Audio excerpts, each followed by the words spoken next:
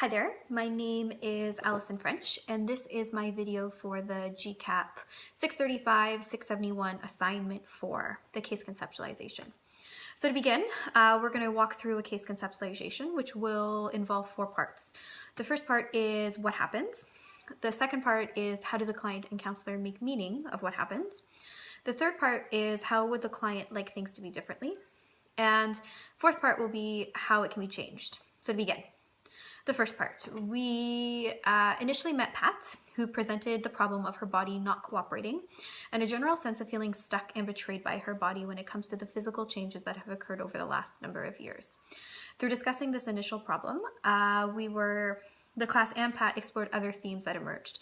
Some of those themes included society's view on women and aging and the impact this is having on Pat's. Second part, maybe Pat's desire to navigate this new terrain of aging and seeking the support of mentors and genuine relationships in this journey. And another theme that emerged was the different experiences Pat has had in her life that have helped shape her current narrative of what it means to age. The predominant theme that emerged to me was how society's negative view of aging has been influencing Pat's, and how to create a new narrative that is more in line with Pat's individual experiences and acknowledges where she would like to genuinely go in her life. So to begin as well, some of the strengths that we've noticed throughout these discussion weeks.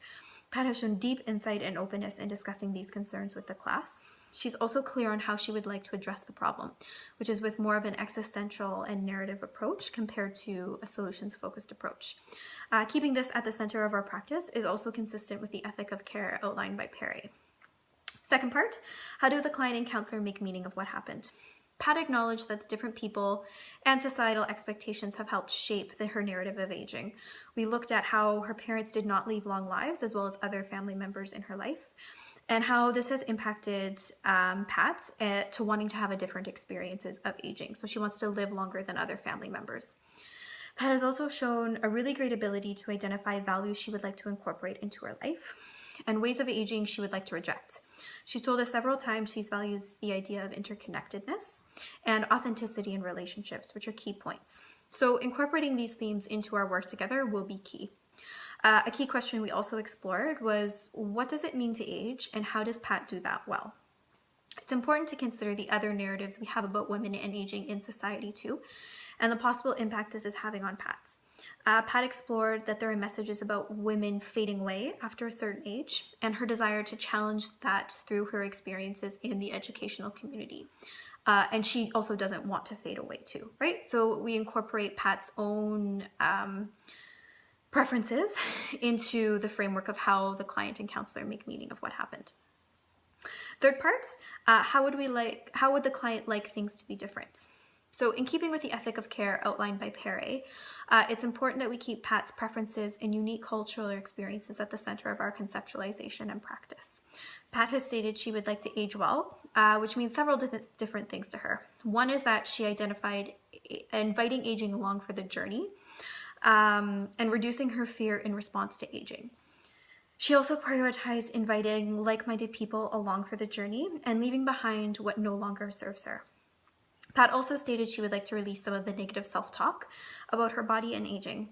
It seems that a lot of this negative self-talk has been exposed in the discussion forums, and Pat has become more aware of it throughout the weeks. It seems Pat would like to incorporate more compassionate self-talk, which is a skill that is already pre-existing, which is great. We want to help build upon those pre-existing skills like self-determination, like openness, like self-compassion, because those are skills that have served Pat well in the past. So we want to take those previous skills and bring them into this current situation. The last part of this case conceptualization is acknowledging how it can be changed. So Pat has said in the beginning that she preferred more exploratory and existential approaches when it comes to counseling. So with that in mind, ways of changing the problem may also involve looking at the bigger picture for her. One way of making those changes may involve reconstructing a new narrative about aging that provides a framework for navigating this new terrain in upcoming years. Pat has also said she values independence, but would like to occasionally get support from others when it comes to navigating this journey. In the future, one possible way this problem could be changed would be continue to seek out the guidance and support of other mentors. Pat has said how important authenticity is to her life, so this is another way of weaving her own values and preferences into specific ways of changing the problem. So at the end of the day, one of the ways of how it can be changed is really incorporating a new narrative about aging for Pat that moves her in a direction that she would like to go. Thank you.